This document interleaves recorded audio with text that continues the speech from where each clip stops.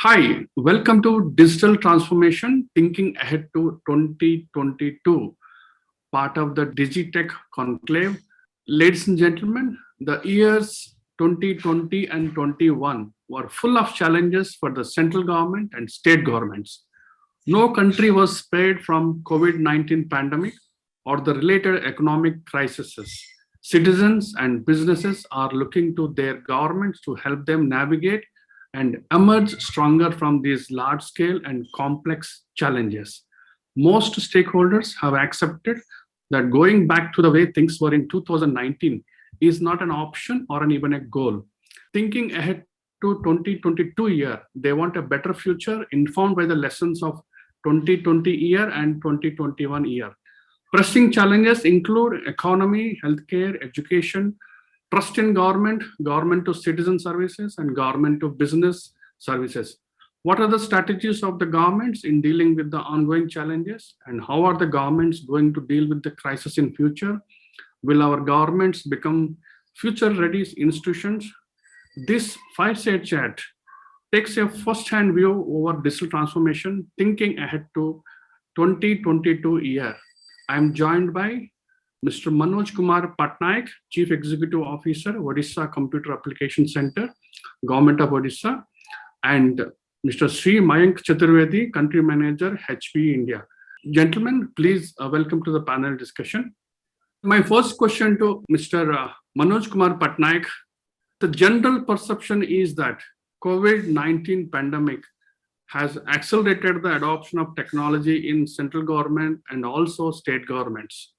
What has been the experience of Odisha in using technology during the crisis situation? If you can tell us briefly. Thanks, Radhakrishnan.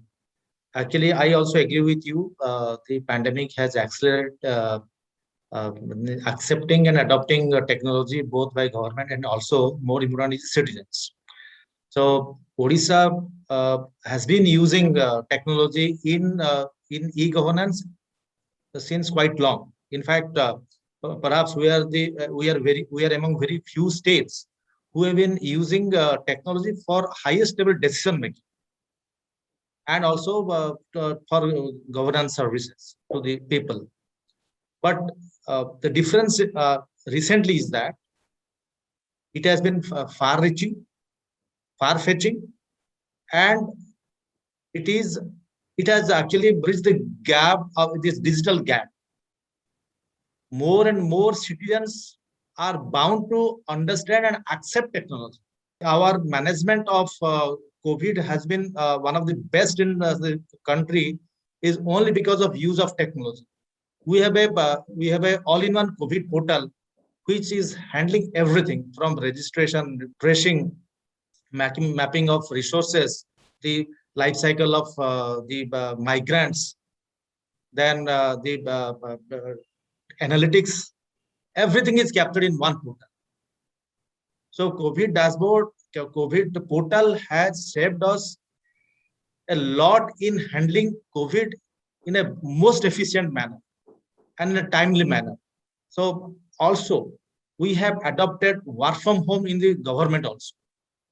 Okay. We have an application called OSWAS, Odisha Secretariat Workflow Automation, which is basically decision making at the highest level. Now it has gone into all the directorates, all the districts, and from a wide area network to it has become an internet-based, VPN-based application. And also we have adopted this video conferencing conferencing, and this video conferencing is almost every day throughout the day among government, with government and business and government and citizens also. Thank you, Mr. Manoj Kumar Patnaik. Mr. Mayank Chaturvedi, welcome to the fireside chat. And HPE is a multinational enterprise information technology company. What changes have you noticed in government organizations after COVID-19 pandemic, and how are they coping up with the current situation in your view, if you can, please? Thank you so much for inviting me in this panel. To answer your question, I think it has been a really tough time fighting pandemic for everyone. I mean, be it a personal front or a professional front. And while everyone had their own ways to fight it, I would first want to highlight how HP has been contributing rather to combat this pandemic. We had continuous interactions with the various state governments to support their respective endeavors to the citizens. I think we had 130 cloud-enabled e-health centers across 22 states in India with 70 plus diagnostic test centers. And these e-health centers have served more than 11 lakh patients till date. Secondly, we also extended around 50 cloud-enabled COVID testing labs across India, designed in consultation with IGIB. Happy to share that we have served more than 5 lakh patients till date for testing, for doing the test on COVID. As of now, we are focused on 53 vaccination centers across various locations in India to help vaccinate the citizens. And this list is increasing as we speak. Also, in the last 15 months, when the pandemic restricted the movement of the people, HP support engineers gave relentless support to government customers with whom we have the running contracts for manpower and for supporting their HP infrastructure. We ensured that they maintain business continuity without worrying about their safety and health. So that's something which has been our contribution to the society through government, during the pandemic situation. Now, to comment on how state government's approach has changed after the impact of pandemic, I would say that we are seeing them embracing the idea of IT solving their problems of work from home, having a common dashboard to view the different citizen services, and getting into the discussions of improving efficiencies of the processes. I would say that this is a welcome change, as this will definitely intensify the partnership between government and the IT industry. This partnership, in my sense, is a must to harness the full potential of IT to achieve process excellence in the government sector. And we at HP look forward to working with many state governments in their endeavor of making their environment a digital workplace. We have successfully done it with many government establishments and will for sure contribute with many more in the time to come. Yeah, thank you, Mr. Mayank. Over to Mr. Manoj. Of course, we are all aware that video conferencing and work from home communication tools are mandatory and mission critical for state governments and every government institution in country to connect with the business, to continuity communications with the citizens. Which are the departments, according to you, a top priority for strengthening by digital transformation? One. Two, do you see the alignment of technology with the growth vision of the Odisha government? I would say the first thing I actually missed in your last answer, government of Odisha has made IT as a critical service, declared as a critical service. So during this close down, IT people are allowed to move. And thank to Mayank, people like they have helped us in putting our IT infrastructure always up and running. So coming to your question, the most affected departments due to COVID is one is health, other one is education, another is agriculture. So these are the three critical departments which has suffered the maximum due to the COVID and the following restrictions. So these departments are taking many steps, like the education department is taking steps to convert their classroom to smart classrooms. Agriculture department is now coming out with a strong database of their agriculturists with all applications related to agriculture. Healthcare department is coming out a health information management system encompassing all the citizens in a database in a health from the health point of view. So beside other departments like finance departments like Panchayat Raj, they're all coming with their own set of IT infrastructure for handling a contactless but timely delivery of service. Do you see alignment of technology with the growth vision of the Odisha government? Of course. For that, we in IT department, we are upscaling our IT infrastructure. We are going to cloud-based from the premise-based data center to cloud-based infrastructure. We are going for district-level data centers to strengthen the IT infrastructure and also extend the networks. Over to Mr. Mayank. The use of technology adoption is on the rise in the country like in India. Aadhaar, UPI, and CoWIN are some examples for digital transformation. Integrated command and control centers, part of the smart city mission, ease of doing business, and online building plan approvals, part of the local governments, are other examples. What has been your experience in digital transformation, especially in India, and your significant contributions during the COVID-19 pandemic to the India's missions, if you can?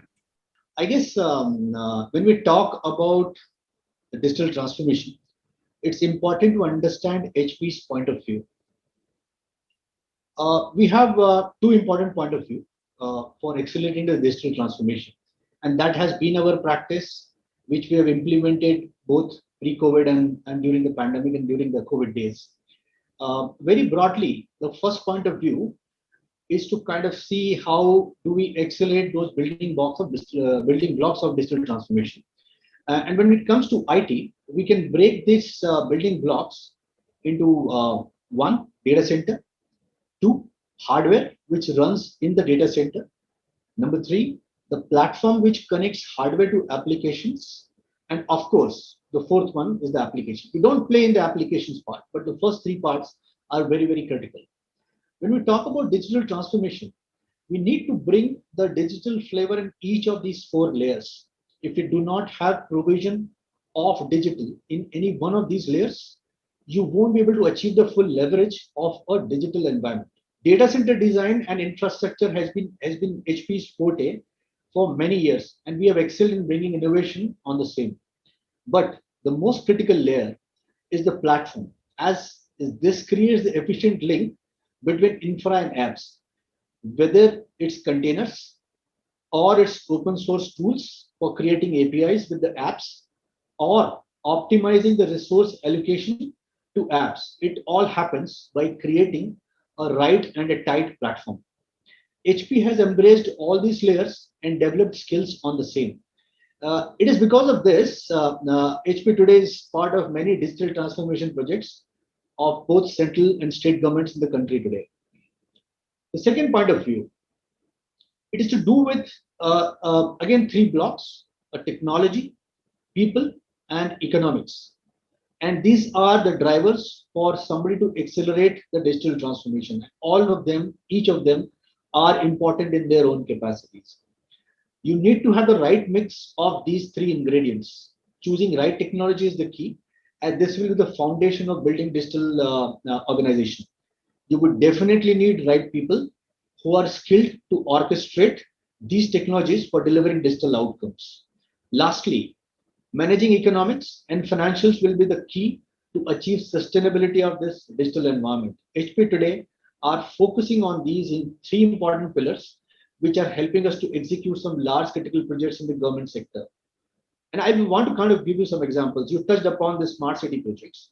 Happy to inform that we are today engaged with 9 smart cities as the master system integrators to overlay the right digital infrastructure over the physical one. Both of them are going to coexist, and you cannot do away with a physical one, but a digital is going to definitely come as an overlay on it. We work with city administrations to gather the right information, right data, which was then used to make the city smarter and provide better and more efficient services to the citizens. The integrated command and control center of each of the smart cities acts as nerve center of the operations management. Day-to-day exception handling and disaster management is also one of the important benefits which we get from the command and control center. I guess this particular command and control center is going to be the focal point and the main single platform which can give some other varied services to the other state government functions. And we are working with the different government, within a government with the different functions, to ensure that we bring in those services on this common platform so that it can be viewed and monitored with a single dashboard. I also want to give you one global example of this digital transformation, and it is an example of a space-bound computer. About 3 years back, HP launched the space-bound computer as a part of 3-year-long experiment with NASA.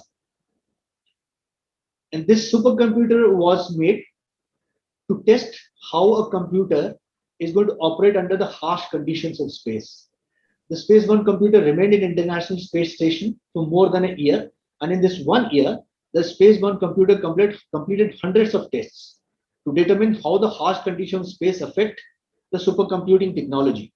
And it achieved over 1 million transactions per second, also known as teraflop in a high-performance computing world, within 1 month of reaching the International Space Station. And after success of this phase one, the phase two has also been launched, and this will enable real-time data processing using artificial intelligence with advanced commercial edge computing in space for the first time.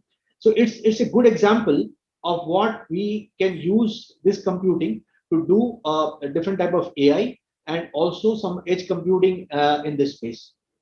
Thank you, Mr. Mayank. Over to Mr. Manoj. Without technology, governments are not going to perform or increase the growth aspects in their day-to-day governance functions. How do you see technology-enabled reforming continue taking place in the state going forward? If you can give a future overview on this. Offline and online, they will continue in the future also. I mean, for the near future, I don't know what will happen after 5 or 8 years, but for the near future, offline and online will continue till we bring a sea change in our acts and rules line by line, because there are a lot of things where there is physical and offline things are mandatory statutory. But as far as service or service level is concerned, unless we adopt technology and robust technology, reliable technology, delivery of services to citizens will not match citizens' expectations. Now, the major challenge we face now, though we want to scale up, is the connectivity issue in the state across the state. Odisha is not the state capital of Bhubaneswar or Cuttack or Rourkela. It consists of a lot of hilly regions, tribal regions, rural areas where there is very less connectivity. That is a major challenge we face. We are trying to sort out that in consultation with Government of India to take mobile connectivity to each corner of this state. Because as we take all our services, whether it is health services or educational services or agricultural services to the online platform, people should be ready to access that. People should be there should be medium to access that. Now the children of interior pockets are facing problem in accessing education on their smart mobile because of poor connectivity. So first thing we are doing is upscaling our ICT infrastructure, because future is technology. And people have started, demanding for technology because service is faster, transparent, and less cost. Looking into that, government is on the fast track in adopting more and more technology to, using latest technology like AI, Internet of Things, in more number of their services. What is the status of BharatNet and satellite-based internet facilities? Yes. BharatNet is actually has covered 85% of the state, but the 15% hilly area, jungle area, Maoist areas are a challenge. But people there, they need badly services, the government services, whether it is education or health, whatever. Thank you, Mr. Manoj. My last question to Mr. Mayank. Strengthening IT infrastructure, enabling capacity building, digital transformation is the need of the hour for the state governments. Which are the departments or verticals state governments can do better in order to become future ready organizations of the or states? In your view, if you can explain. Mr. Patnaik has already answered some of the state government departments which will be critical, which have taken the most beating and the impact. And in fact, my list also had agriculture and healthcare in it. But I agree with Mr. Patnaik that education and finance also needs to be ramped up.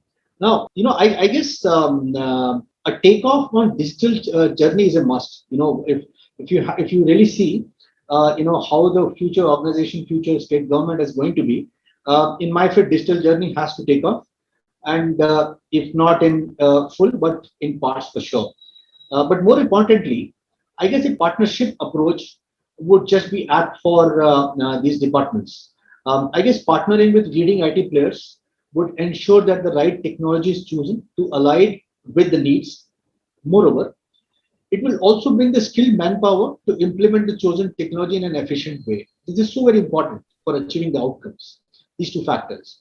The partnership model will play a key role in the time to come in our field. While digital environment comes with a lot of inherent benefits for delivering the outcomes, it comes with its own challenges of investment, having skills to sustain the environment, and keeping pace with the changing landscape of technologies. Now, answers to all these challenges lies in a partnership model. Happy to share that HP has an evolved partnership model to cater to these challenges. We call it HP GreenLake. HP GreenLake brings the cloud experience along with partnership model. In this offering, the IT is managed by HP and is delivered as a service to customers. This significantly frees up the capital and boosts the operational and financial flexibility. Apart from managing the IT for a customer, we also analyze their IT requirements and accordingly augment the capacities to provide IT resources to the changing application demand. All other ingredients of cloud are there in this offering, like self-service portal, metering tools to show back or charge back, buffer capacities to handle the occasional spikes, and most importantly, the infra is there in your own data center, which reduces the security and bandwidth hassles.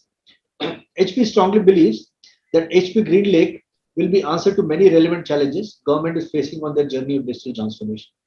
Thank you, Mr. Mayank. With this, I conclude our fireside chat. Digital transformation, thinking ahead to 2022 year, part of the Digitech Conclave.